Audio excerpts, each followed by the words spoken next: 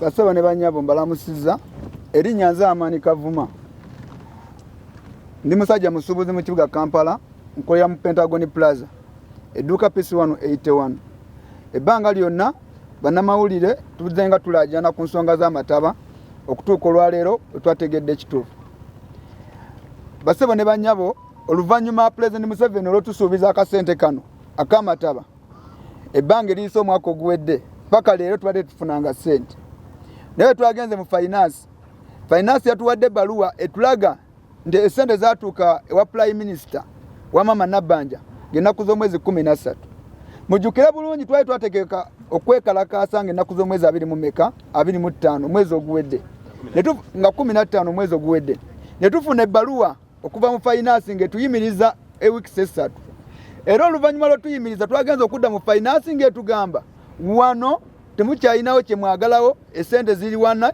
wa Prime Minister Nabbanja twaziteeka ng'ennaku z'omwezi 13 olw'embeera gye tulimu nga tetukyakola ku maduuka gaffe ng'abantu bali be twakiikirira oba tuzenga tutembeeta tebakyasobola kuva ku maduuka gaffe batuuse n'okuleeta emifaliso emiyulifu n'abaana baabwe ne bateeka ku maduuka gaffe tusobeddwa eka ne mu kibira esente zaatuuka ku akawunti ng'ennaku z'omwezi 13 Mama Nabbanja tavangayo olunaku na lumu kututegeezaako ti esente zazze wabula mujje tukole ki tubawe esente zammwe nangirira ennaku z'omwezi nga 29 omwezi guno lunaku lujja kuba lwakusatu abasuubuzi bonna abaakosebwa bagenda kusimbula ku kizimbe ekyaleeta amataba mu kibuga Kampala nga kigenda kunona sente bagenda kulaga butali mu mativu tebagenda kwekalakaasa tugenda kukima sente zaffe ewa madamu Mama Nabbanja Prime Minister wa Uganda ng'ennaku z'omwezi 29 lujja kuba lwakumeka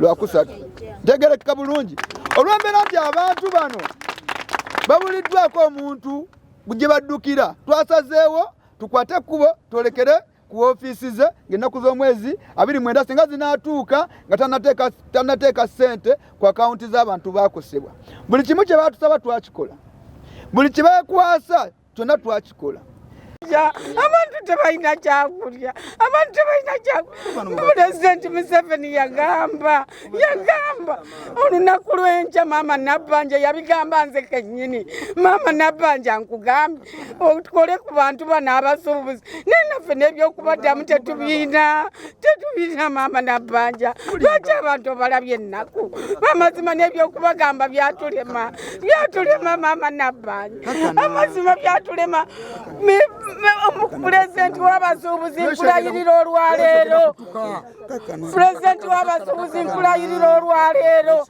toddamu tugambako nti nno tetwekalakaasa kuba gwe watuwumbawumba olwaleero tuleke n'ab'ebyokwerinda mutuleke tugenda wa Minisita Nabbanja abantu bawe sente zaabwe baakosebwa abantu bawe sente zaabwe Mama Nabbanja baakosebwa Mama Minisita twakulonda netuwayo obulamu bwaffe netukulonda abantu netubagamba bakulonda naye Mama Minisita tokoze kimala mu ofiisi ye ya Minisita mazima mu ofiisi ye ya Minisita otudde butuuzi ng'abantu bafa lwaki abantu bafa nanze n'abakyala sijja bikkiriza tulumba mpaka wa Pulezidenti Museveni bwe mutulemerera tulumba mpaka Pulezidenti Museveni kuba birabika biganye bantaye mundeke nze obulumi bungi mundeke obulumi bungi Pulezidenti tujja era wiikendi bwe batatukolako wiikejja tujja wuwo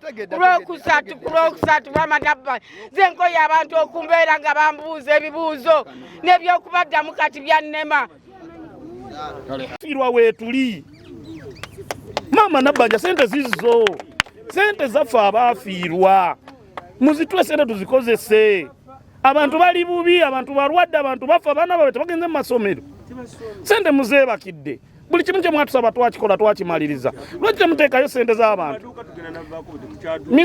Mr. President w'eggwanga tukimanyi tolimba engeri gy'otalimba watuwa sente bazituwe Mwami Caleb akandwanawo jeno tukutegeeza jeno sali musale yegwe jeno waffe sente zaffe bazituwe Mwami jeno tegeeza Mama Nabbanja sente baziteke ku akawunti z'abantu munnange Minisita Minsa Kabanda, ekyamazima oli mukyala muzadde, twakunoonyeza akalulu naye tokoze kimala kubanga tulina obulumi bannakazadde b'eggwanga. Abaana baffe tebasomye, abaana baffe bayenjeera bwenjeezi ku byalo, abaana baffe batandise kulonda sikulaapu. Sipiika maama Nalongo munnange Anita Amongi, vaayo oyogere ku lw'abasuubuzi abali mu bulumi. Tuli mu bulumi obw'ekitalo, tetukyayinza na kutuula we tukolera abagagga batugobye lwenti bamwongeza, abantu batuliisizza ssente ze tutalidde. Basuubuzi bannange mbakoowoola, muleeta abaana, buli muzadde yenna abaana tebasomye, abaana batudde waka. Abakulembeze b'amadiini muli luddawa nga tufa ennaku, amaziga mangi, obulumi bungi. Bannange mwagala tukole ki? Muveeyo ba MPs, muveeyo, ffe twabatuuseeyo gye muli, naye ssente zigenda kuva luddawa ze mugulamu amafuta nga ffe abasuubuzi b'eggwanga abawa omusolo tetufiiriddwako. Sente zaffe ziri wa Maama Nabbanja. Maama Nabbanja vaayo, Maama Nabbanja yogera abasuubuzi tufune sente zaffe. Maama Nabbanja tuli munaku, tulina amaziga bannange, abasuubuzi mwenna mbayita ng'ennaku za mwezi 25 tutambula 29 tutambula tugenda wa Maama Nabbanja kulona sente zaffe. Bannange tugenda kudda wa abasuubuzi bafudde. Bannange Kitegeeza baba bakuwadde. Ffe kati singa we yafuna ebbaluwa eno yajja n'atugamba nti abaayi mujje tukole bwetu ne bwetu, kyalibadde kituyamba okubanga tukola ki?